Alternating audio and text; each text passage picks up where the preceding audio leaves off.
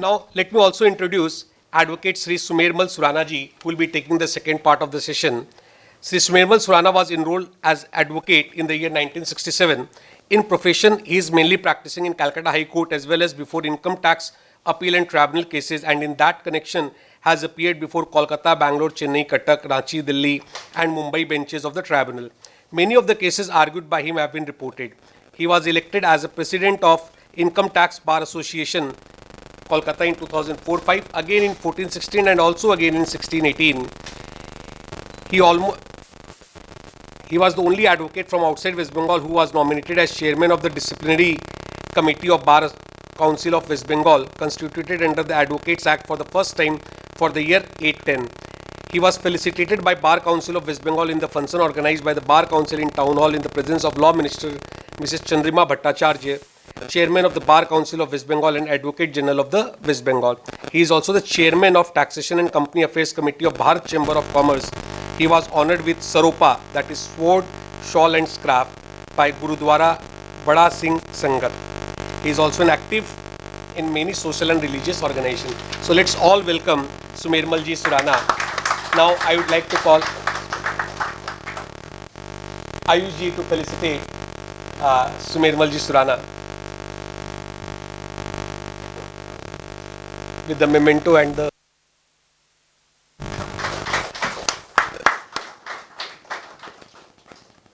also with the coffee mug.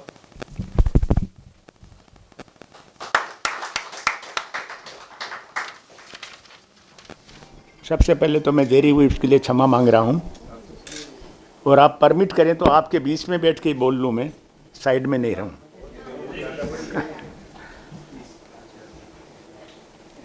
Shri Ayush Jain convener, deputy convener Shri Dalaria ji, my colleague and friend Sangai ji and all my fellow brothers, बड़ा अच्छा लग रहा है आपके बीच में आकर के कुछ बोलने का। मेरे ख्याल से इस एसोसिएशन में मेरा ज़्यादा आना नहीं हुआ है, उनमें से बहुत फेलो ब्रदर्स को मैं जानता भी हूँ। संगई जी ने काफ़ी समरीली पूरा एक्ट का निचोड़ बता दिया कि क्या चेंज हुआ है क्या नहीं हुआ है।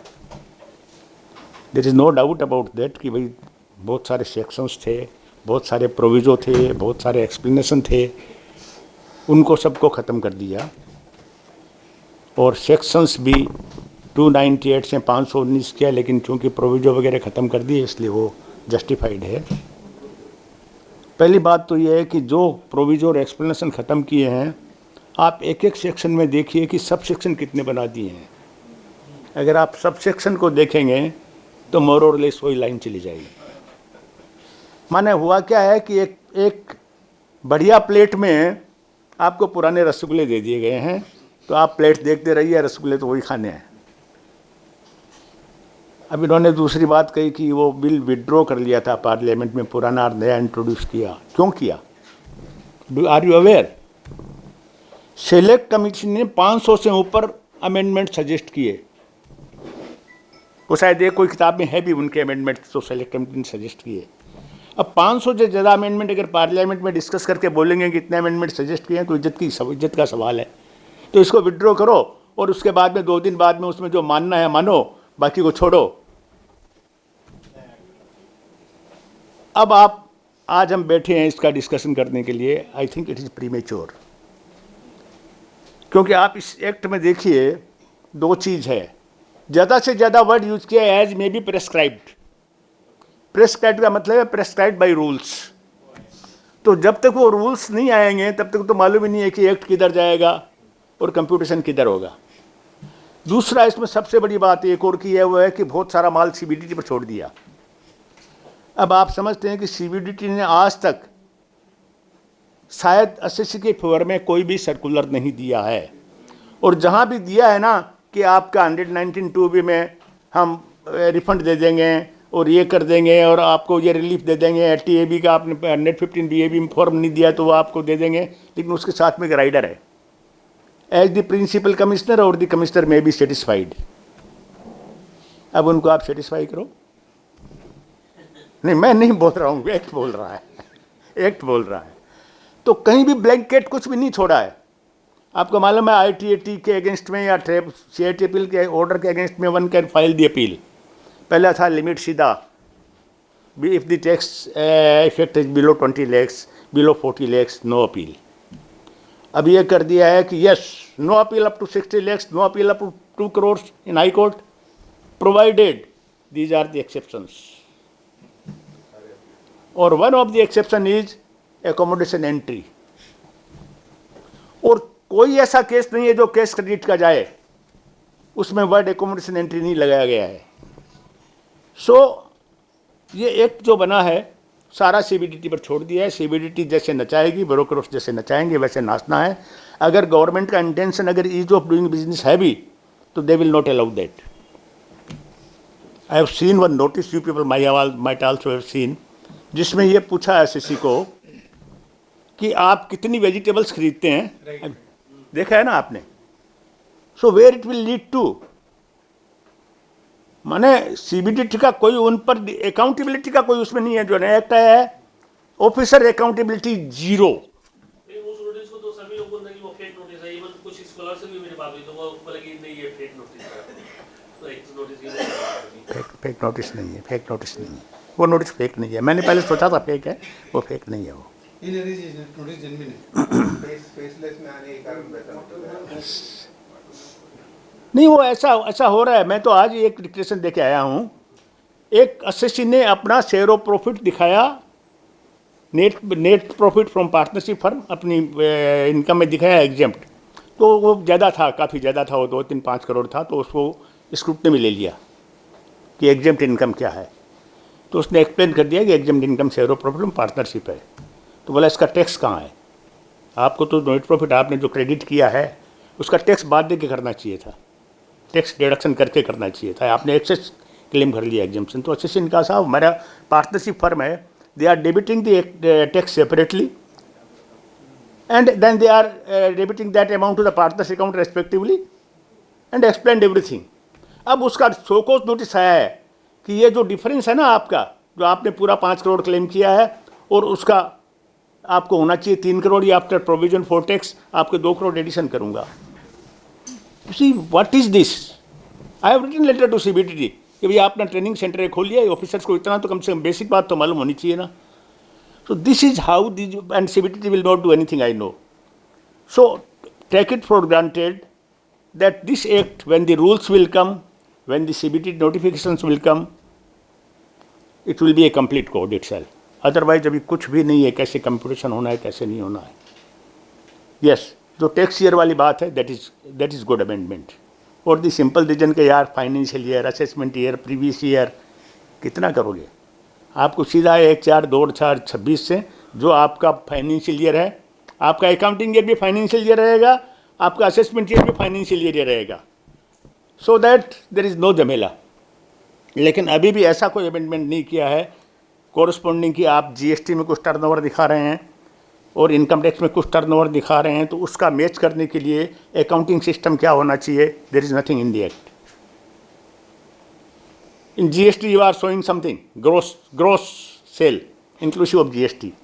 इन income tax what you are doing? GST का तो कोई क्रेडिट डेबिट होता ही नहीं है, तो आपका टैक्स ऑडिट में आता नहीं है। No provision has been made here.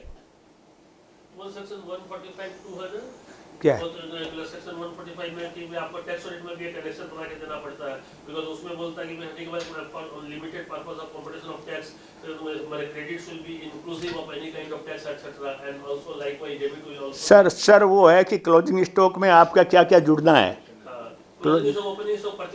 हाँ, परचेज सेल में आपका GST वगैरह जो लगा है ना, आप ग्रोस सेल दिखा रहे हैं जो अपना प्रॉफिट लॉस अकाउंट में इनकम टैक्स में, उसमें GST नहीं जा रहा है।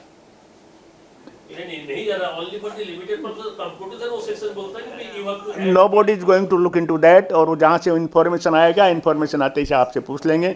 और अभी जो क्या आ रहा है नया रूल्स में क्या कर रहे हैं, it all depends on that कि व्हाट विल कम। जैसा अभी उन्होंने कहा ना कि भाई एक्ट सिंपल है, एकदम सिंपल है। I do agree, act simple है कि सारे के सारे सेक्शंस वैसे के वैसे ले आए हैं, लेकिन आप पेनाल्टी सेक्शन पढ़िए, सेक्शन 270A का अपोजिट सेक्शन पढ़िए। सेक्शन में बोलता है कि it has to be inclusive method. हम लोग जनरली एक्सक्लूसिव मेथड फॉलो करते हैं, तो सेक्शन बोलता है for the limited purpose of computation of tax it has to be on inclusive method. But it only talks about the deviation in the profit.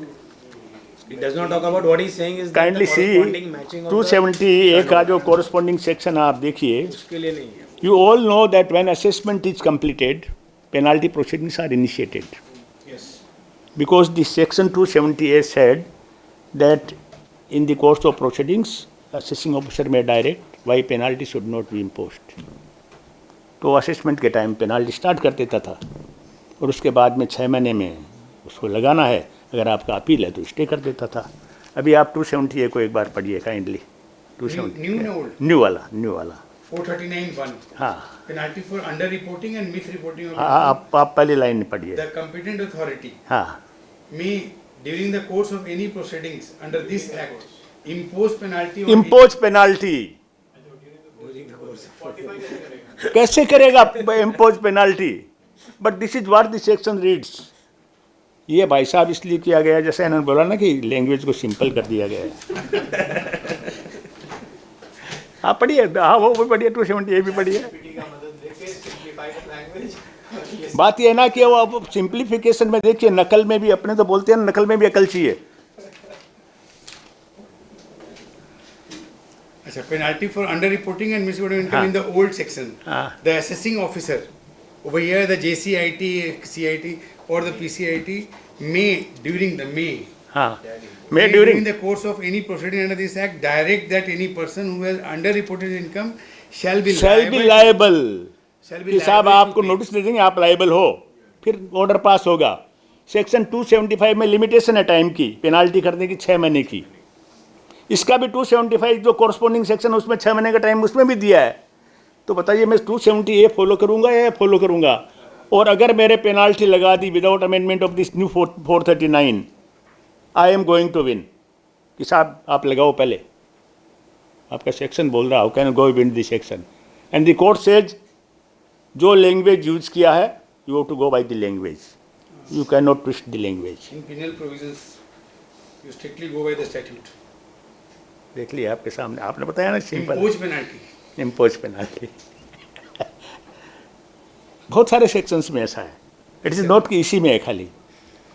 Previous year को आपने बताया, define कर दिया. पहले प्रीवियस ईयर ये भी हुआ करता था कई जगह कि for the purpose of income tax आप फाइनेंशियल ईयर फॉलो करना पड़ेगा. कोई आदमी दिवाली में रखता है, कोई जून में रखा है, तो रखो. इनकम टैक्स के लिए फाइनेंशियल ईयर करना पड़ेगा. अब वो सब खत्म है. अब आपको अकाउंट्स भी बस मेंटेन करेंगे. सेक्शन 14A, अभी वो हेड्स ऑफ इनकम 5 ही रख दिए गए हैं. पहले सेक्शन 14 था, अभी सेक्शन 13 है. तो वो तो जस्ट डुप्लीकेट. 14 और 14A again the satisfaction of the assessing officer, that continues. That is something good, क्योंकि वो सेलेक्ट कमेटी ने बोला कि ये सेटिस्फेक्शन वाली बात आनी चाहिए.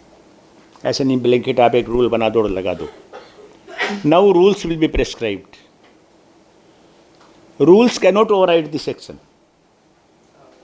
अगर रूल्स में अगर सेटिस्फेक्शन की बात को नहीं करा करके अगर सीधा ही 1% 2% जब ये जो भी चल रहा है 1% 2% कर देगा, तो सेटिस्फेक्शन वाली बात फिर भी रहेगी.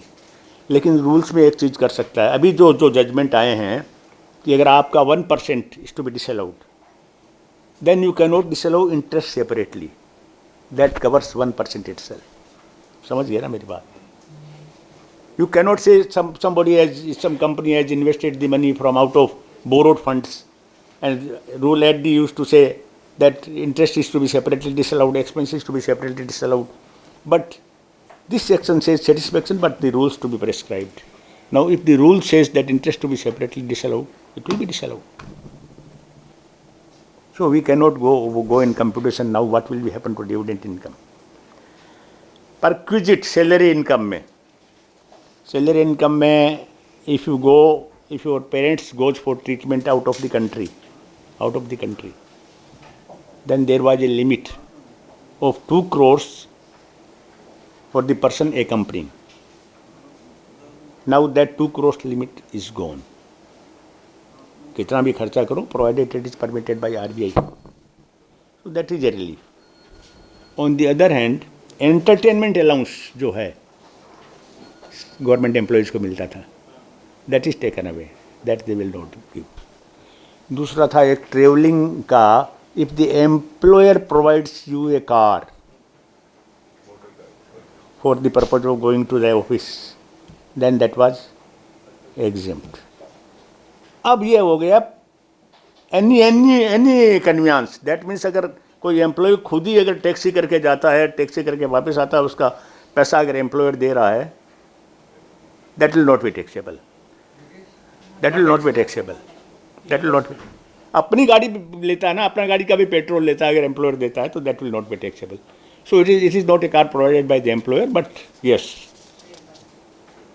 यूपीएस एनपीएस जो पेंशन स्कीम था उसको क्लब कर दिया गया है। माना दैट इज ये माइनर अमेंडमेंट्स हैं, दे आर गुड अमेंडमेंट्स। वो 75,000 और 50,000, 75,000 और स्टैंडर्ड डिडक्शन है, that continues if you are going in new regime, and if you are old regime 50,000।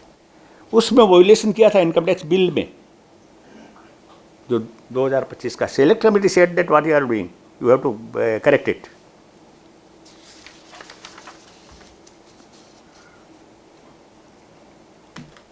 Non resident salary earned, उनका लीव पीरियड था, होता था ना, जो वो लीव पीरियड का उनको जो पैसा मिलता था, that use not to be taken in salary, that will now be taken as salary income. House property income जो है उसका कंप्यूटेशन में what they have done is कि पहले कोई आदमी अगर 2 हाउसेज है and for the purpose of employment is outside, then income will be taken at nil. Now for any purpose you may not have let out the property, 2 property तक का आपका annual value nil रहेगा। आप 2 properties are free so to say. Plus थोड़ा सा problem चल रहा था कि भाई आपका एक ग्रोस जो एनुअल वैल्यू है वो कैसे होगा। One dispute will still continue. Suppose I am receiving rent from somebody, it is a big market, and I have undertaken the obligation to pay for security of the darbans and for common space, electricity, cleaning, etc. Whether that will be part of the 30% allowance, that is not clarified. So that dispute will continue, that whatever gross rent is received, this particular portion of the expenses have to be reduced, and then that will be annual value. And in fact, several tribunals has given the judgment that if you are incurring security expenses, if you are incurring electricity expenses, cleaning expenses for the common areas, that is included in the gross rent, and for the purpose of determination of annual value, that is to be reduced. That should have been addressed, but is not addressed. बोलो sir. इसमें आपको reduce करने के लिए 26 में तो TDS mismatch कर देगा। है जी, रेंट पे जो टीडीएस कट कर दो ग्रॉस काट दिया है। आओ ना, तो उसमें क्या बात है, ग्रोस कट मिसमैच कर देगा। क्यों कर देगा डिसल लोग? आप देखिए, I will give you judgement, Bagri estates private limited. Judgement में नहीं, प्रोसेसिंग में तो कर ही देगा सर। नहीं, वो क्यों कर देगा? सुनिए, आप सर 140, देर आर 2 थिंग्स। 1 लाख सर एग्जांपल रेंट आया, 20 हमारा खर्चा लगा, 80,000 हम इनकम दिखाएंगे और टीडीएस में 26 में 1 लाख दिखा रहा है। हाँ, दिखाएगा। AIS में आएगा, आप रिपोर्ट कीजिएगा ना रीजन। आप AIS में आपके पास में आएगा, फ्लैग करेगा। आप 2 एग्जांपल देता हूँ आपका 2 एग्जांपल देता हूँ। पहली बात तो है कि आप ये अकाउंटिंग ये होना चाहिए कि gross rent, these are paid expenses, common expenses, then the net rent, and net rent के बाद में आपको जो करना है कीजिए, so that the things will be clear that you have declared the gross rent. नहीं, मेरी बात सुनो आप। कंट्रैक्ट में आप क्या करते हैं भाई साहब? आपने 50 लाख का कंट्रैक्ट लिया, 50 लाख का कंट्रैक्ट में तो आपका 50 लाख में भी कटेगा, उसका खर्चा आप करते हैं ना सारा, वो बात जाता है कि नहीं जाता है? नहीं, बात एक ही है।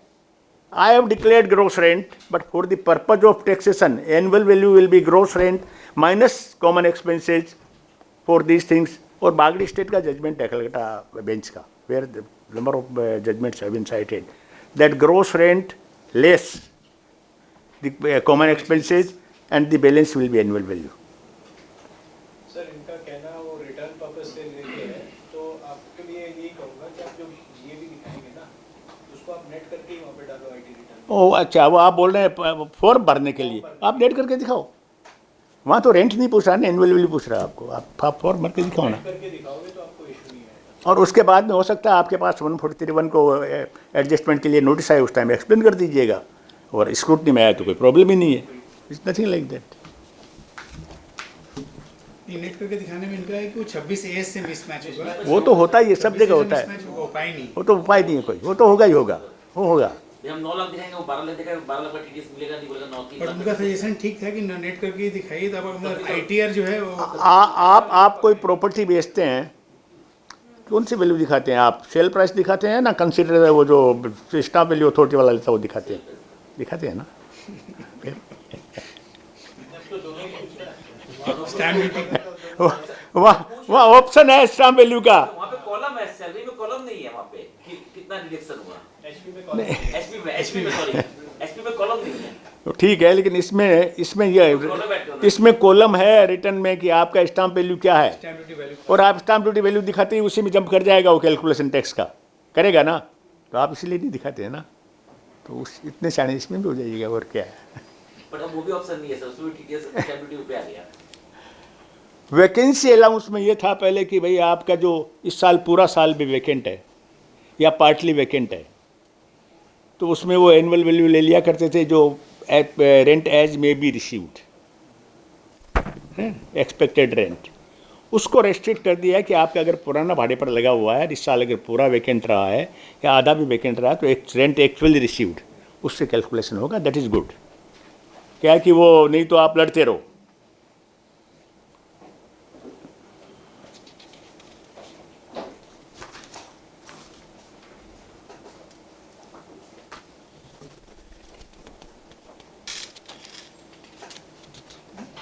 एक वो था कि जो इंटरेस्ट पेमेंट करते हैं आप for the purpose of acquisition of house property,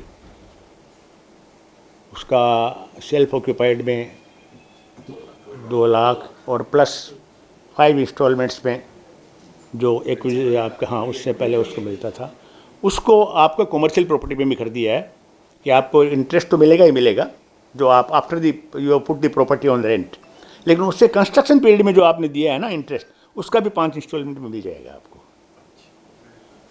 सो है, लिमिट नहीं है, मैं लिमिट नहीं बोल रहा हूँ, मैं बोल रहा हूँ प्री कंस्ट्रक्शन जो है ना, वो पहले कैपिटलाइज करते थे, अपने कैपिटलाइज करते थे ना आप, अब वो भी 5 इंस्टॉलमेंट मिल जाएगा आपको। So that is something good.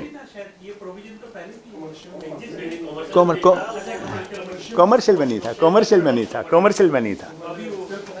Capitalisation का ऑप्शन अब नहीं है, हैं? कैपिटलाइजेशन का ऑप्शन नहीं रहेगा। आप ऑप्शन है आपके पास, पर उसमें आपको क्या फ़ायदा है भाई? फ़ायदा बताओ आपको क्या है? What you are gaining out of that? Assessee to assessee depend करेगा सर, अगर इनकम उसकी नॉर्मल में कम है तो बाद में कैपिटल गेन में उसको बेनिफिट हो सकता है। अरे यार, if somebody is letting out the property and you are asking to sell the property, commercial तो लेट आउट ही होगा ना। और you are gaining the tax now, why you are differing the tax after 10 years, 15 years, 20 years? अपने तो बढ़िया आदमी है ना भैया, ऐसे कैसे छोड़ देंगे? कैपिटल गेन मोर और less continues to be same as he rightly said. 536 में लॉन्ग टर्म और शॉर्ट टर्म एडजस्ट हो जाएगा, but the main section is otherwise, वहाँ लॉन्ग टर्म है, शॉर्ट टर्म है। So that 536 language has to be amended. नहीं, but I think इसमें मेरा जैसे एक ऑब्जर्वेशन था कि 536 is for the long term capital loss which has been generated up to 31 मार्च 2026। हाँ, तो वो खाली बोल रहा है कि जो 31 मार्च 26 तक आपने जो loss you are correct, you are correct. उसको हम दे रहे हैं। एनी लॉस अप टू नहीं, पर उसको भी नहीं देगा, उसको भी नहीं देगा। देना चाहिए, बट आई एम सेइंग कि वो लैंग्वेज में वैसे बोला है उन्होंने, और main section will apply from 1 अप्रैल 26। वो ये सेक्शन 536 ये भी बोल रहा है कि for the purpose of computation everything provisions of the old act will apply. तो फिर कौन सा अप्लाई करेगा वो हैं? कैरी फॉरवर्ड सेट ऑफ पुराना कैरी फॉरवर्ड होगा, सेट ऑफ होगा आपका same under the same act. उसमें एक अच्छा अमेंडमेंट किया है। If you see in the old act there was a word the loss will be set off under similar computation. to see similar computation. Now similar computation is wiped off, उसको नहीं रखा है. इसका effect क्या है आप देखिए. अगर किसी को लॉस इंडेक्स लेकर के हुआ है and that loss is being carried forward और अभी इंडेक्स खत्म हो गया है तो it is not similar computation. So there are few cases where dispute was going on कि साहब ये सिमिलर कंप्यूटेशन नहीं है, वहाँ इंडेक्सेशन है या नहीं है, तो I will not allow it. Now that has been corrected कि सिमिलर नहीं, लॉस है, डिटरमिनेंट लॉस है, तो that will be allowed to you. अच्छा सर, इसके बारे में जो आप बोले कि कंट्राडिक्शन है मेन सेक्शन और 536 में, इसमें मैं बोलता हूँ कि देयर आर टू थिंग्स. पहला थिंग तो क्या बोलता है कि भी हटी भाई if there is something specific that will override the general. Right. तो पहले वाला तो जनरल सेक्शन है और 536 स्पेसिफिकली बोलता है कि ठीक है if this is like this then it will happen like this. पहली बात. और दूसरी बात बोलता है कि अगर कई बार कंट्राडिक्टरी प्रोविजन होता है तो the latter one will prevail. तो 536 again it is a latter one. So in both the arguments, I feel that 536 should prevail in contrast to the main section. Sir ऐसे हैं कि जहाँ भी केस आर्गूमेंट हुआ है दोनों साइड रहती है and with due respect I differ with you. 536 का हेडिंग है repeal and savings. Repeal and savings तो उसको सेव किया गया है पुराने एक्ट को हैं और उस पुराने एक्ट में ये लिखा है कि भाई कोई भी गेन है तो गेन सेट ऑफ होगा. कौन सा कैपिटल गेन जो वहाँ डिटरमिन हुआ है. और फिर इस मेन सेक्शन में आइए आप, खाली उतना ही कि जो वहाँ गेन जो हुआ है वो आगे आगे आगे आ जाएगा, लॉस हुआ है तो आगे आ जाएगा, दैट्स ऑल. उससे और कोई मतलब नहीं है. आगे आएगा तो मेन सेक्शन में सेटअप होगा ना वो. And when there is specific provision, you will agree with me, when there is specific provision for something then specific provision will apply, not the general provision. तो भाई ये बोल दो कि कैपिटल गेन सेटअप का that is the general section ना, general नहीं, that is the main section. Capital gain set off के लिए that is the main section, how it is to B set of. This is a general section for repeal and savings. तो जहाँ repeal and savings की बात है ना वहाँ फिर वही अप्लाई हो. देखिए एक जजमेंट बताता हूँ आपको, मानिक चंद नाटा 78 ITR में, जो ये आपका 148 आया, उससे पहले वहाँ सेक्शन था सेक्शन 22 एक्ट में ऐसा किया था कि 4 साल में आप रीओपन कर सकते हो असेसमेंट को. 59 में अमेंडमेंट आया था 22 एक्ट में और 61 में आ गया 8 साल. तो 8 साल में 61 एक्ट में उसको ओपन कर दिया क्योंकि 61 एक्ट में कवर हो रहा था. The case went to high court. High court said if something is died already under the old act will prevail.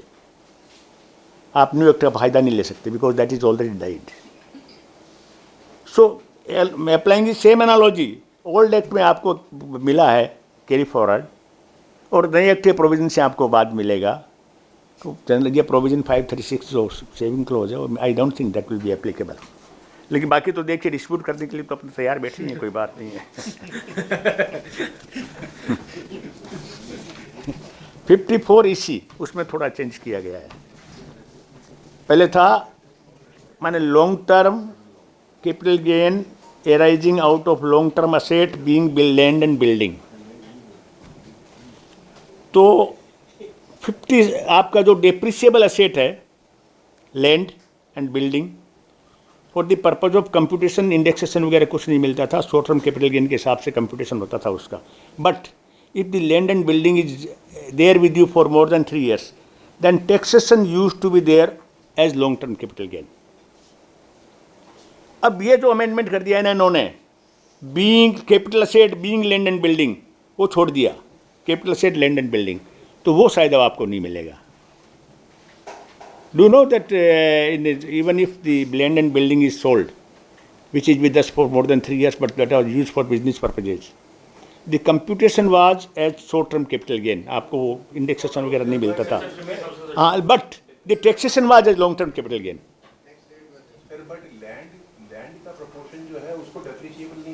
नहीं, वो नहीं मानते हैं. बिल्डिंग में भी नहीं था, लैंड को तो हम इंडेक्स कॉस्ट भी देते थे कि वो अगर है भी. और विद ड्यू रेस्पेक्ट, आप लोगों में ज़्यादा चार्टर्ड अकाउंटेंट है, मेरे को ये बताइए आप से कितने आदमी लैंड एंड बिल्डिंग को एक साथ ब्लॉक बना करके, कितने आदमी लैंड पर डेप्रिसिएशन नहीं लेते हैं, मेरे को बताओ आप.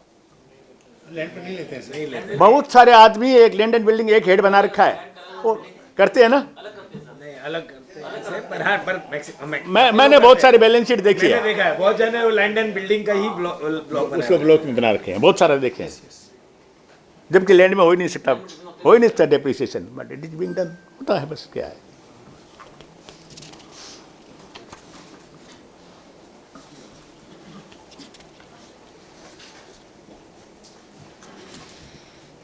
एलटीसीजी जो एनआरआई का अपने इंटरेस्टेड नहीं है ज़्यादा, एनआरआई में जो एलटीसीजी होता था उनको फॉरेन एक्सचेंज फ्लक्चुएशन का बेनिफिट नहीं मिलता था,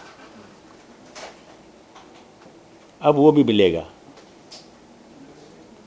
माना आप जिस भाव में आपने पैसा डाला है उसी भाव से आपका कैलकुलेशन होगा डॉलर का। अब ये नहीं कि भैया 60 रुपये में आप निकल खरीदा था और अब 100 रुपया है तो आपको 40 पे टैक्स लगेगा, नोट दैट। वो फॉरेन फिर वो 30 रुपए का क्या होगा? हैं, एनआरआई जो भी है सर, इसको तो एनआरआई एनआरओ पर ट्रांजैक्शन करते हैं। वो सब ठीक है, लेकिन इन्होंने अमेंडमेंट किया है, मैं ये नहीं फिर वो 30 रुपए का क्या होगा? हैं, Then- वो that is free, That is हाँ, free. वो फॉरेन एक्सचेंज फ्लक्चुएशन मिला है उनको। ट्रांसफर का जो 47 इन्होंने बताया उसको एज इट इज नहीं किया, उसमें तीन सबसेक्शन हटा दिए हैं। One is transfer of land by an industrial sick company, उसको हटा दिया है। Transfer of capital asset by a company in the course of demonetization और corporatization of recognized stock exchange और membership right of stock exchange, वो उसमें से हटा दिया गया है जो पहले था। एक फॉरेन एक्सचेंज, एक फॉरेन कोलाबोरेशन या जो एग्रीमेंट होते थे उसमें होता था कि डीटीए में जो एग्रीमेंट में लिखा है, जो भी शर्तें लिखी है, दैट विल प्रिवेल, और the whatever is mentioned by the central government that will prevail. अब उसमें एक चीज़ और ऐड कर दी है, अगर दोनों में ही कुछ नहीं है तो कोई दूसरे एक्ट में कुछ लिखा है वो प्रिवेल करेगा। वो नोट विद स्टैंडिंग जो आपने बताया ना वर्ड, नोट विद स्टैंडिंग का मतलब सीधा है कि नॉन ऑब्स्टेंट क्लोज है कि भैया आप, मैम पीछे कुछ भी बोला है मैंने उसको छोड़ जाइए, ये प्रिवेल करेगा। और ये टाइम टेस्टेड वर्ड है इन ऑलमोस्ट ऑल द इनेक्टमेंट्स, क्योंकि एक खूब रेस्ट्रिक्टिव मीनिंग है इसका। इरेस्पेक्टिव को ब्रॉडर बना दिया है, when it will be tested I don't know what will happen. क्यों छोड़ा, इससे क्या मतलब क्या निकला मेरे को ये बताइए आप। Can you tell me what we are getting out of this? जो मैंने पढ़ा था उसमें बोला था कि it was too closer to the English. अरे यार, नहीं लॉजिक नहीं है ना, इनरिस्पेक्टिव बल्कि हाँ ब्लैक्स लॉ डिक्शनरी में था वो नॉन ऑब्स्टेंट क्लॉज जो सर बोल रहे हैं तो भाई। ये बेसिकली मानसिकता ये है कि हमको पुरानी चीज कुछ रखनी नहीं है जो स्टीरियोटाइप चल रही हो। यू हैव करेक्टली एनालाइज्ड कि हमको पुरानी नहीं, हमने कुछ, हम नया लेके आए हैं कुछ, तो बोल के इरेस्पेक्टिव डाल दिया उन्होंने। बस। एंड आई टेल यू जो इन्होंने राइटली कहा कि 61 के एक्ट में कितने अमेंडमेंट हो गए, 4000 अमेंडमेंट कोई माने रखता है।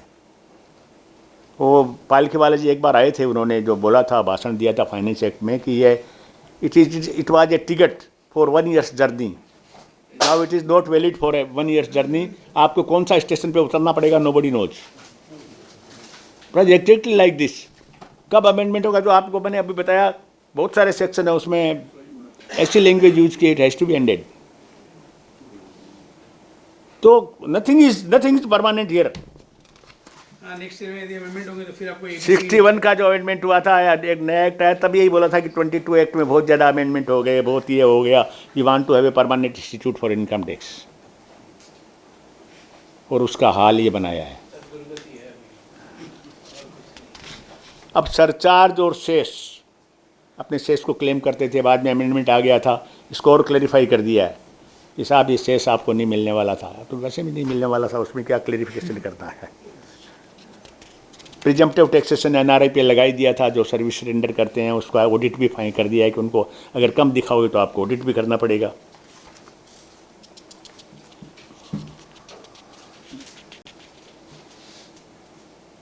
कैरी फॉरवर्ड सेट ऑफ जो लॉस है ना कंपनी का, उसमें एक बड़ा ज़बरदस्त अमेंडमेंट किया है। आपको मालूम है 51% शेयर होल्डर्स शुड कंटिन्यू। आपका जब लॉस हुआ है और आप जब सेट ऑफ कर रहे हो तो 51% share holder should continue.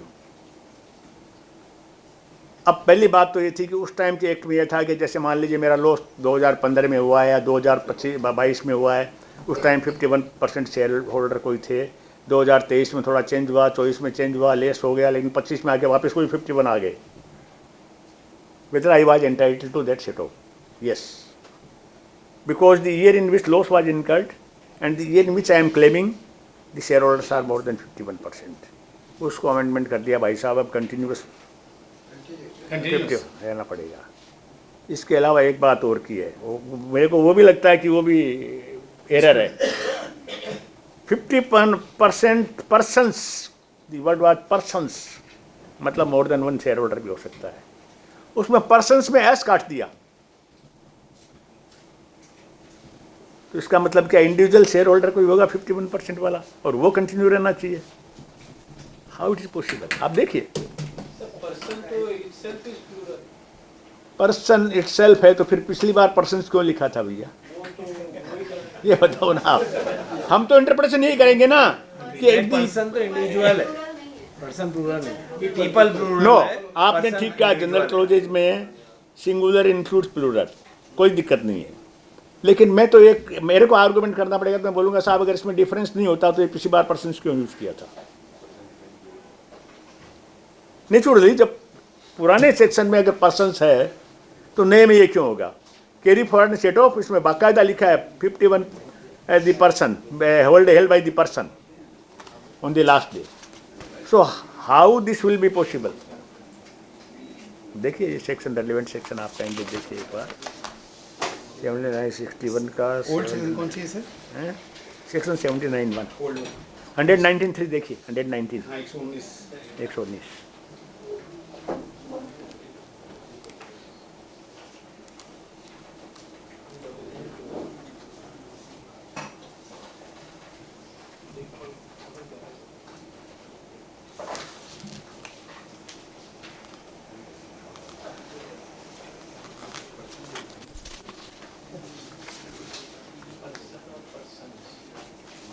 Person है सर, पर्सन है ना, section 119 119(3) 119 subsection 3 clause A. Held by a person. ये तो आपको अगर डिपार्टमेंट अपॉइंट करे तभी आप आगे कर पाएंगे, अदरवाइज CHOD की किताब है ना, बेनिफिशियल है, हम क्यों बोलने जाएंगे वहाँ? Page number 196। नहीं, हम इसलिए बोल रहे हैं कि हमको ये सब भेजना चाहिए बोर्ड को कि इसको आप करेक्शन करो। मैंने एज एसोसिएशन अपनी ये ड्यूटी है कि जहाँ जहाँ मिस्टेक्स है उनको भेजें, वो करेक्शन करने के लिए भेजें। नहीं तो क्या इसमें और कोई प्रॉब्लम नहीं है। देखिए बहुत सिर्फ रहे ऑफिसर बैठे हैं, झमेला करने के लिए कर देंगे, फिर आप लड़ते रहिए। या फिर जैसे आप बोले कि मेल इंक्लूड्स फीमेल या वो वाइस बता, तो इसमें भी तो वैसे ही सिंगुलर इंक्लूड्स प्लूरल। सर वो मैं ये नहीं बोल रहा हूँ, मैं बोल रहा हूँ लड़ाई शुरू हो गई। बट इसमें सिंप्लिसिटी क्या हुई? इसमें अगर पर्सन हम लोग देखें तो इसका पर्सन का definition they take from section 2 itself, which is an inclusive definition. It includes all individual HUF. हाँ, और इंडिविजुअल एचयूएफ ऑल इंडिविजुअल्स है क्या? ऑल नहीं है, नहीं इंक्लूड्स हाँ तो include इंडिविजुअल है ना, इंडिविजुअल्स है। इंडिविजुअल, हाँ ये बताओ ना, नहीं है। इंडिविजुअल है ना, इंडिविजुअल्स है। कंपनी है, कंपनीज नहीं है। includes, it's an inclusive definition. तो हम लोग जो plural और singular की बात कर रहे हैं वो तो नहीं है। इंक्लूड्स, पर्सन इंक्लूड्स इंडिविजुअल, ये पर्सन की डेफिनेशन है, उसमें इंडिविजुअल इंक्लूड होता है। इस पर्सन में इंडिविजुअल है तो मैं तो ये बोल रहा हूँ, तो उसको तो मेरे बात को सपोर्ट कर रहा है कि वो इंडिविजुअली शेयर होल्डर होना चाहिए, फिर नंबर ऑफ पर्सन्स नहीं होना चाहिए, वो तो उल्टा हो जाएगा। समझ रहे हो ना मेरी बात आपको? वो टाइपिंग मतलब मेरे ख्याल से इधर रह गया।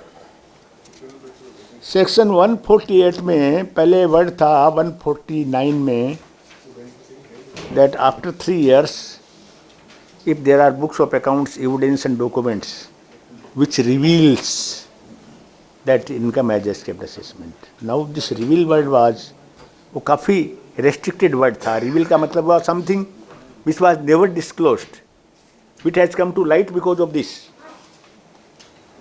reveal का जगह वर्ड आ गया show, which show। अब शो का क्या मतलब हुआ मेरे को मालूम नहीं है।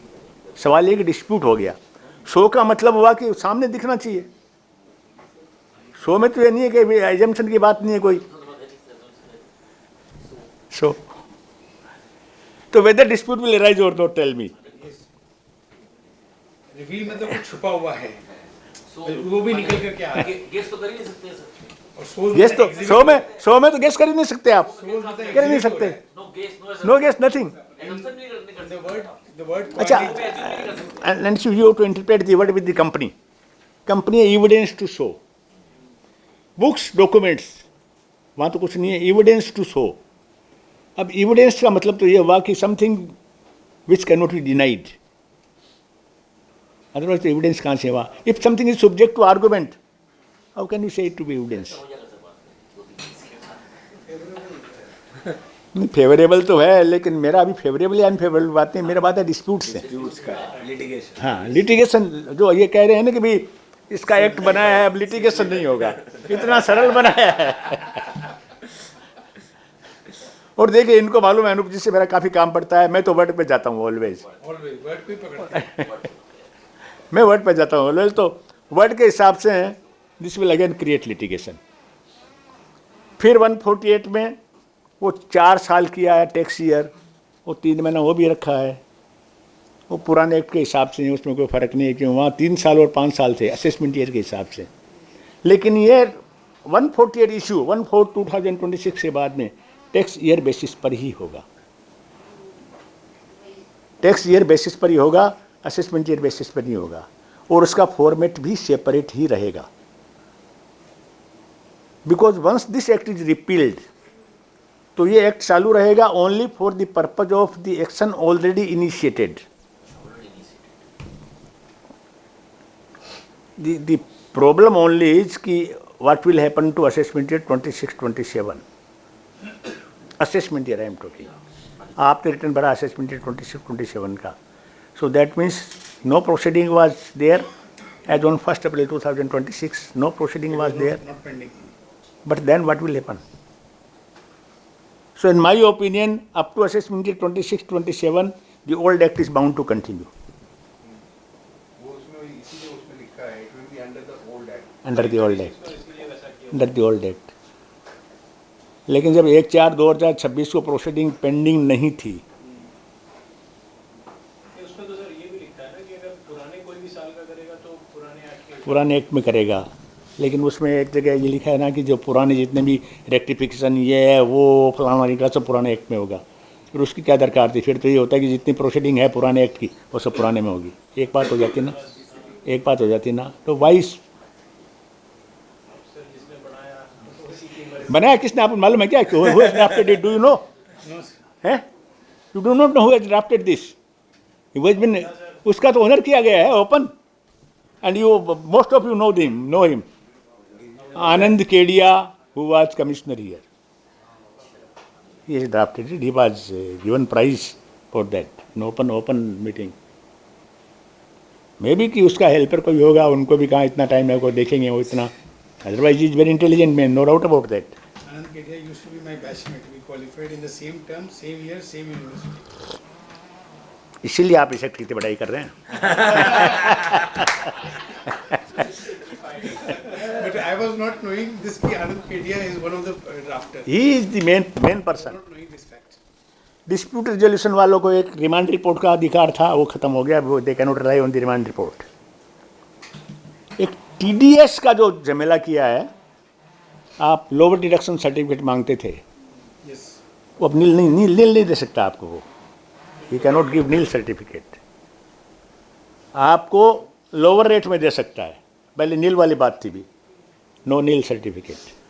And second is you can cancel that certificate, which was not there earlier. So this also goes in favor of the department. तो नील सर्टिफिकेट का बात तो सर किताब में तो लिखा हुआ था, लेकिन पोर्टल में तो नील अलाउड ही नहीं था. पोर्टल पे you could not upload the application with nil rate. It was not allowed in the portal. Sir मैंने पोर्टल नहीं देखा, इसमें गया नहीं मैं. अच्छा, it was there in the portal already है. नहीं ये बोले पोर्टल में था नहीं. प्रोविजन है कि you can apply for nil rate, but while uploading the application in the portal it was not allowed. ओहो, आपको नील मतलब लोअर के लिए ही अप्लाई करना पड़ता था. May be 0.01. हमने 0.0. हाँ कुछ भी करो, चाहे वो कुछ ना कुछ लोअर रहना पड़ता नील था. was not taken. 0 was not allowed. एक चीज जो काफी कंट्रोवर्सी चल रही थी कि वो बेटी है, बेटी की बेटी है, उसको गिफ्ट दे सकते हैं और रिलेटिव की डेफिनेशन में आती है कि नहीं आती है, या माँ के पीयर वाले आते हैं कि नहीं आते हैं, उसको अमेंडमेंट कर दिया है, दैट इज़ गुड। एसेंडेंट्स में इंक्लूडिंग मैटरनल एंड पैटर्नल दोनों कर दिया है। जो खाली पहले पैटर्नल थे उसमें मैटरनल पैटर्नल दोनों कर दिया। तो ये डिस्प्यूट तो नहीं था, क्योंकि ये कोई बात थोड़ी है कि मैं आपका रिलेटिव हूँ लेकिन आप मेरे रिलेटिव नहीं हैं। How can it be? It was definitely like that. यही बोल रहा हूँ, ये कैसे है कि मैं आपका रिलेटिव हूँ, आप मेरे रिलेटिव नहीं है। I have never heard so, I have never heard so. नहीं, ये मातृशक्ति को प्रणाम किया गया है। जो भी है, but at least this amendment is good amendment. पैतृक वाला गया था। प्यार होता है ना कि मैं आपको प्यार करता हूँ, रिलेशनशिप बेस ही चलता है कुछ भी। ये वाला भी पोजीशन अलाउड हो गया सर। मतलब जो बोल रहे हैं 62 जो था रिलेटिव की डेफिनेशन को चेंज। पोजीशन अलाउड हो गया अभी। अब तो हो गया ना कि वो Maternal wasn't- पैटर्नल दोनों तरफ के रिलेटिव हो गए। वो नहीं बोल रहे, जैसे आप बोले ना, दोनों तरफ अब दोनों तरफ हो गया ना रिलेटिव तो। भांजा मामा से ले सकते हैं, मामा भांजा से नहीं ले सकते। पुराना में जो था हाँ, पुराने में था, अब नहीं कर सकते वो लोग, they can not.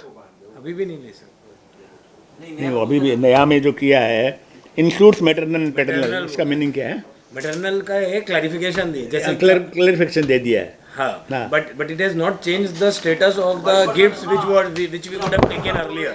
No, earlier नहीं है, नया एक्ट है तो भैया, अर्लियर से नहीं, मैं बोल रहा हूँ कि अर्लियर में जितना रेस्ट्रिक्टिव था वो आज भी उतना ही रेस्ट्रिक्टिव है। देयर इज नो नहीं, वो उसमें चेंज नहीं है कुछ हाँ, भी, उसमें कोई चेंज नहीं है। तो जो पहले हम लोग दे सकते थे, ले सकते थे, वो आज भी वही ले सकते आप भी बोलो 22% जो वोट नहीं है। नहीं, बट खाली क्लियरिटी दे दिया है कि मैटरनल साइड में पहले कंफ्यूजन रहता था। That confusion has been taken over. Confusion तो कहते इंसर्ट किया maternal as well as paternal. Relative relative की डेफिनेशन में जब जाएंगे मैं आपका रिलेटिव हूं, आपका रिलेटिव नहीं है, ये कंटिन्यू है। ये तो कंटिन्यू है फिर। वो कंटिन्यू है, लेकिन वो because of this amendment I think some interpretation is likely to come. Interpretation होगा कुछ ना कुछ। उसका होगा। हम मामा से ले सकते हैं, मामा हमसे नहीं ले सकते। हम मामा से ले सकते हैं गिफ्ट, मामा हमसे नहीं ले सकते। हाँ, तो ठीक ही बात है, बड़े देंगे खाली। नहीं, करंट में भी तो आप जो बोल रहे हैं। हाँ, वो उनका वो कंफ्यूजन अभी भी है। वो अभी भी है, वो कंफ्यूजन अभी भी है। वो कंफ्यूजन अभी भी है। अच्छा, 147 में एक कंट्राडिक्शन हो रहा है। 147 आप पढ़ेंगे, उसमें लिखेगा information which suggest, main section में 147(1) में, जिसका कॉरस्पॉन्डिंग सेक्शन है, आप देखिए सेक्शन 279 होगा।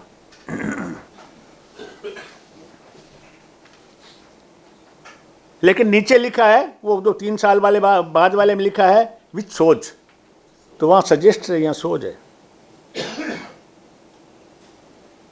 तो इसका मतलब है 3 साल वाले में सजेस्ट की दरकार नहीं है, सोच होना चाहिए।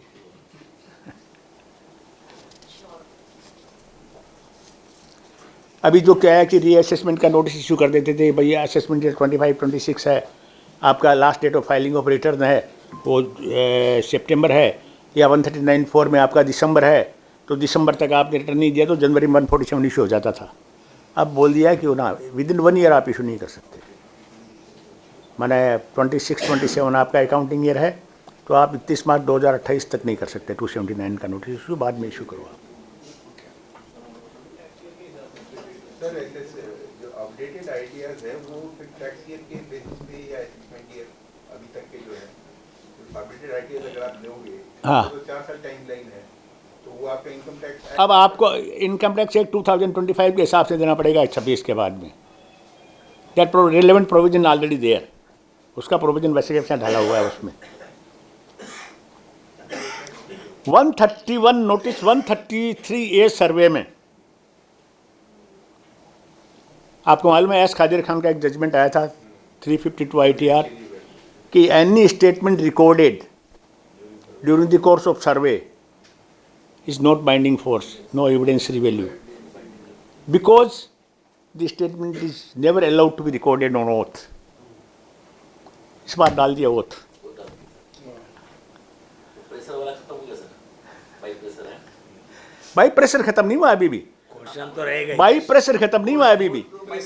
नहीं, oath तो मेरे को जबरदस्ती दिलवाएगा तो क्या होगा, oath तो जबरदस्ती दिलवाया है तो that will always be open। वो ओपन है ना। नहीं sir, that will always be open provided आप 2-3-4 दिन में रिट्रैक्शन फाइल कर दीजिए तो ठीक है एकदम। हाँ, मेरे को ऑथ में किया है, मैंने ऑन ऑथ वापस रिट्रैक्शन कर दिया है, इज नो प्रॉब्लम। हाँ, then it will be accepted, there are number of judgments on that, वो प्रॉब्लम नहीं है। लेकिन अब ऑन ऑथ ले लेगा आपसे वो, that amendment is made. Record the statements on oath. Yes, अब ऑन ऑथ कर दिया ना। On oath. 133 के जो corollary sections है, 253. हाँ? भाई वो जो भी ये है जो चेंजेज अभी है पेरेंट खाली एक्ट में, इसके बाद में रूल्स में बहुत भारी आने वाला है, और उस टाइम अगर आप बैठेंगे तो ज़्यादा बेटर है क्योंकि पहले रूल्स आएंगे, उसके बाद में क्लैरिफिकेशन आएंगे सबकी। So this is the whole amendment for the purpose of computation of tax.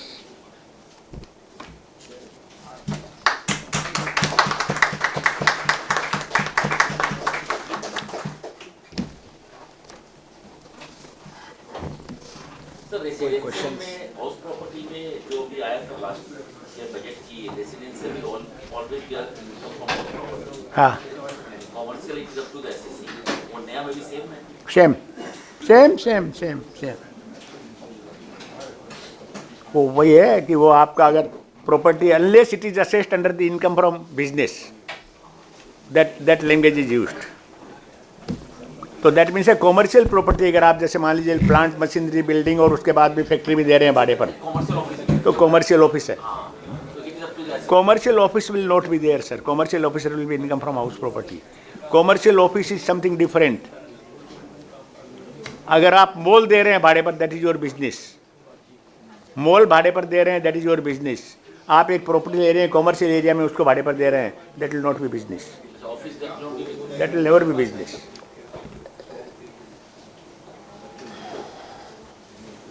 नहीं होगा। 61 एक्ट के हिसाब से सुराना जी की एक्सपर्टीज को यूज किया जाए, you ask questions on normal act. If you have any questions, आप आ सकते the house is open for हैं, नॉर्मल में भी आ सकते हैं, कोई बात नॉर्मल नहीं, में सर नॉर्मल के में बात पास करेंगे एक्सपर्टीज है, अपने। उसका फायदा लिया जाए। अभी 25 एक्ट की बात करते हैं, फायदा भी नहीं है, कोई फायदा ही नहीं हाँ है। प्लीज। सर ये प्रिजम्पशन टैक्सेशन जो है प्रोफेशनल लोग का 50% वाला, उसका एक्चुअल फिर क्या है? सपोज 30 लाख का टर्नओवर है, 30 लाख का प्रोफेशनल फी आया है, 15 लाख प्रॉफिट डिक्लेयर करो, ऑडिट मत करो, दैट इज क्लियर। 15 लाख आपने डिक्लेयर कर दिया। डिक्लेयर का मतलब क्या? मतलब मेरा बैंक बैलेंस 15 लाख से कम होना चाहिए। सुनिए भाई साहब, आप अगर 30 लाख प्रोफेशनल फी है और 15 लाख डिक्लेयर करते हैं और बैंक में 30 लाख रखते हैं, तो आप तो पहले ही झूठे हो गए ना यार। 50% और मेरे पास ऐसे केस आए हैं जिसमें जिसमें ऐसा कर रहे हैं लोग बाग, विच इज अपेरेंटली रॉन्ग। आप बहुत जन कर रहे हैं चीज। इतना यार फायदा मत करो। हाँ लोअर में कर सकते हैं आप। हाँ, लोअर कर सकते हैं आप 15 दिखा के 12 लाख जमा कर सकते हैं। हाँ लोअर में दिखा सकते हैं। आपका 12 लाख प्रॉफिट है, 15 दिखा दीजिए, लोअर में लाउड है। और सर ये लाउड है लोअर में। हाँ, तो कौन कर जो शेयर बाजार के फ्यूचर ऑफ फायदा है। गेन या लॉस होता है हाँ। बैंक्स को, तो लॉस के केस में कैन दे अवेल दिस और वो एप्लीकेबल नहीं, वो नहीं, नहीं, वो नहीं है प्रोविजन, वो नहीं है। फ्यूचर ऑप्शन कवर्ड नहीं है। That is not covered. कितने भी आप कुछ पूछने वाले थे? सैलरीड पर्सन अगर है, उसका हाउस प्रॉपर्टी भी है उसके पास। हैं? सैलरीड पर्सन, क्या बोल रहे हैं वो? सैलरी पर्सन है और उनकी हाउस प्रॉपर्टी भी है। हाँ, और वो रेंट भी दे रहा है। सैलरी पर्सन ना, हाउस प्रॉपर्टी भी है। हाउस प्रॉपर्टी ऑक्युपाइड नहीं है, हाउस प्रॉपर्टी लेटेड आउट है क्या? नहीं लेटा नहीं ऐसे ही है। हाँ, तो वजह करो फिर क्या है? तो रेंट भी दे रहा है, दूसरी प्रॉपर्टी दूसरे लोग को रेंट भी दे रहा है रहने के लिए। रेंट अपने रहने के लिए रेंट दे रहा है। प्रॉपर्टी कहाँ पर है? सेम प्लेस है जहाँ एम्प्लॉय। मतलब एक सैलरीड है, वो बैंगलोर में रह रहा है, बैंगलोर में रेंट दे रहा है, कलकत्ता में उसकी प्रॉपर्टी खाली पड़ी है। कोई बात नहीं है, वो कोई रेस्ट्रिक्शन नहीं है। मैंने जैसे एग्जांपल दिया। ऐसा कोई रेस्ट्रिक्शन नहीं है कि वो प्रॉपर्टी पास में नहीं होनी चाहिए, उसी टाउन में नहीं होनी चाहिए, कोई रेस्ट्रिक्शन नहीं है ऐसा। हाँ, कोई रेस्ट्रिक्शन नहीं है, आराम से आराम से। फ्यूचर्स एंड ऑप्शंस को बोलते हैं this is treated to trading by as माने इनकम टैक्स डिपार्टमेंट बोलता है कि फ्यूचर्स एंड ऑप्शंस का जो transaction it is trading, it is trading. Trading तो अब उसमें अगर मैं थोड़ा बहुत कंपनी में से कुछ भी करता हूँ, उसमें अगर लॉस हुआ हाँ। तो इसका मतलब मेरे को definitely this is violating section 4480 या 80 तो फिर मेरे को कंपलसरी ऑडिट करना पड़ेगा। तो अगर वो ट्रेडिंग नहीं वो बताऊँ फ्यूचर ऑप्शन के ऐसे कि आपको इतना 10 करोड़ का ट्रांजेक्शन आपने खरीदा है, 9 करोड़ में बेचा है, 1 करोड़ प्रॉफिट हुआ है, तो आप 1 करोड़ दिखा रहे हैं, खाली 9 करोड़ तो आपका 10 करोड़ टर्नओवर दिखाइए। No, it is not that, because what you are getting is difference only 1 crore. नहीं समझ गया मैं वही बोला डिफरेंशियल अमाउंट का। ठीक है, टर्नओवर तो बोल दिया कि पॉजिटिव नेगेटिव दोनों को एग्रीगेट कर दीजिए, that will be the turnover. उस टर्नओवर से मेरा अगर वो 6% या 8% अगर उससे अगर कम अगर प्रॉफिट होता हो, then am I required to get my accounts audited? आप कैसे हैं कि अगर 1 करोड़ के हिसाब से आप जो डिफरेंस है उसके हिसाब से अगर फोल्ड करता हो, डिफरेंस के हिसाब से फोल्ड करता है, अगर एडी मैच में आता है कंपल्सरी ऑडिट में तो करना पड़ेगा आपको। अगर उससे कम में आता है तो नहीं करना आपको। रिसीट के बेसिस आपको एक्चुअल रिसीट क्या उसी बेसिस पे। नहीं ऑडिट नहीं होगा, मैं ये तो बोल रहा हूँ ना, नीचे तो सर ऐसे भी ऑडिट नहीं होगा। ये बोलता हूँ ना मैं नहीं बोल रहा हूँ, जो भी लिमिट जब भी जैसे आ जाए। ऊपर से जो बोल रहे हैं, अगर वो 1 करोड़ से जो आप ये समझिए उनका 15 करोड़ का सेल है, 14 करोड़ का परचेज है, या 14.5 करोड़ का 50 लाख है, तो 50 लाख में ऑडिट की दरकार नहीं है। This is what I am telling. मैं ये बोल रहा हूँ, this I am telling is not required. वो 15 करोड़ और 14.5 करोड़ को साथ में नहीं लिया जाएगा वो। वापस मैं बोलते टर्नओवर तो मैं अकॉर्डिंगली कैलकुलेट कर लिया, टर्नओवर मेरा 15 करोड़ है, लेकिन turnover according to the income tax act मेरा हुआ मान लीजिए 1 करोड़ रुपया। आपका डिफरेंस 1 करोड़ हुआ, 1 करोड़ तक ऑडिट की दरकार नहीं है, तो आपको नहीं करना है। नहीं तो उसमें भी 4480 या 4480 आएगा नहीं। ये बोलता नहीं है ट्रेडिंग ट्रांजेक्शन, अगर ट्रेडिंग ट्रांजेक्शन है क्यों नहीं आएगा? ये आपको for the purpose of speculation उन्होंने इसको डीम्ड कर दिया है कि डीम ट्रेडिंग। सेक्शन 43 है ना पुराना एक्ट का, उसमें देखिए आप कि पहले ये स्पेकुलेशन माना जाता था जहाँ there is no actual delivery, उसको for the purpose of treating it not to treat it speculation income, they have said it is a deem trading है वो। हाँ वो दिया था, जैसे 73 में अमेंडमेंट किया था कि आप अगर फाइनेंसिंग कंपनी है, अगर आप हाँ तो लेकिन वो तो जब once it is treated with trading तो फिर वो सेक्शन क्यों नहीं एप्लीकेबल होता? नहीं ऐसे हैं कि वो सेक्शन एप्लीकेबल इसलिए नहीं होगा, we are getting difference, income of difference, आपको डिफरेंस मिल रहा है।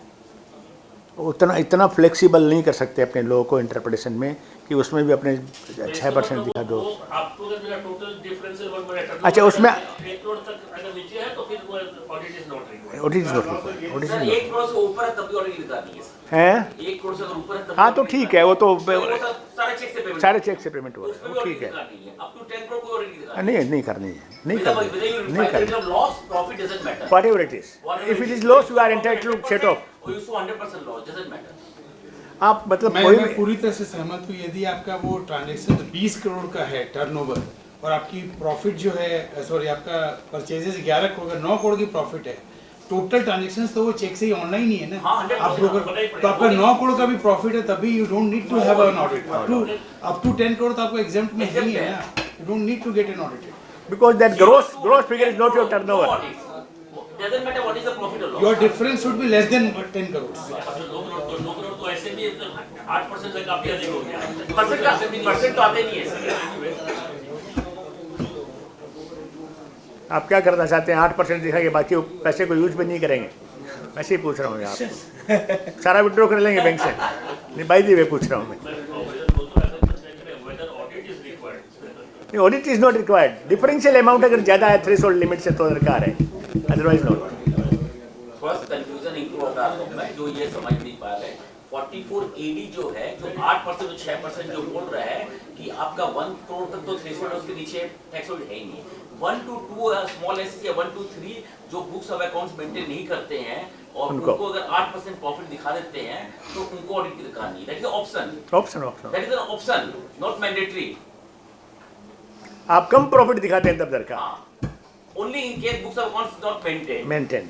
अगर आप बुक्स ऑफ अकाउंट मेंटेन करते हैं, अगर 1.5 करोड़ का भी नहीं ये तो सारे इसी में बोलते हैं बुक्स नॉट मेंटेन, पर उसमें क्या करते हैं कि फिर वो कैपिटल तो बढ़ा लेते हैं और इसमें प्रॉफिट कम दिखाते हैं। Know that is not his problem, general. और बताओ Any further questions? वो 8% वाले में फिर वो डिप्रिसिएशन का क्या ऐड करके लेना चाहिए? नहीं नो डेप्रिसिएशन। 8 पूरा टर्नओवर का कितना बचाओगे यार आप? पहले ओरिजिनल में डिस्प्यूट था, बाद में अमेंडमेंट कर दिया था। So we thank Surana ji. 31 मार्च तक का जो लॉस है, capital loss, long term capital loss, वो तो 31 मार्च 2026 तक आप बोल रहे हैं कि रीपेइंग है, बट एज पर सेक्शन जो आपने कहा कि वो LTC मतलब जो हमारा लॉन्ग टर्म कैपिटल गेन्स है वो लॉन्ग टर्म कैपिटल लॉस के साथ ही हो सकता है। तो इसको थोड़ा उसकी कॉन्टेक्स्ट में थोड़ा क्लियर कर देंगे, क्योंकि जब नेक्स्ट ईयर रिटर्न देंगे तो 25-26 में सोचिए वो लॉन्ग टर्म कैपिटल लॉस आ गया, 26-27 असेसमेंट ईयर में लॉन्ग टर्म हाँ। कैपिटल लॉस आ गया, जी। फिर 26-27 टैक्स ईयर का देंगे तो लॉन्ग टर्म कैपिटल लॉस जो आया है वो नेक्स्ट ईयर जो 26-27 टैक्स ईयर में लॉन्ग टर्म कैपिटल गेन होगा उसके साथ एडजस्ट होगा। और लॉन्ग टर्म कैपिटल गेन के लिए तो ये जो बोला है कि 26 तक का long term capital loss short term के साथ हो सकता है, वो 536 बोल रहा है। हाँ, क्या उसमें रिपीट उससे उसमें मत जाइएगा, हाँ, आप फंस जाएंगे, उसमें मत जाइएगा, एग्जैक्टली मेरे को भी लगा because that is repeal and savings, उसमें मत जाओ। तो सर उसका फिर वो देने का क्या कॉन्टेक्स्ट वो देना नहीं है, वो Mistake. मिस्टेक है सर, मिस्टेक है। मिस्टेक है। और ये मेन सेक्शन में मिस्टेक होता ना तो हम एडवांटेज ले लेते। हाँ, लेकिन ये एकदम लास्ट में जाके 536 में सेविंग्स एंड डाल रिपील्स दिया। में है।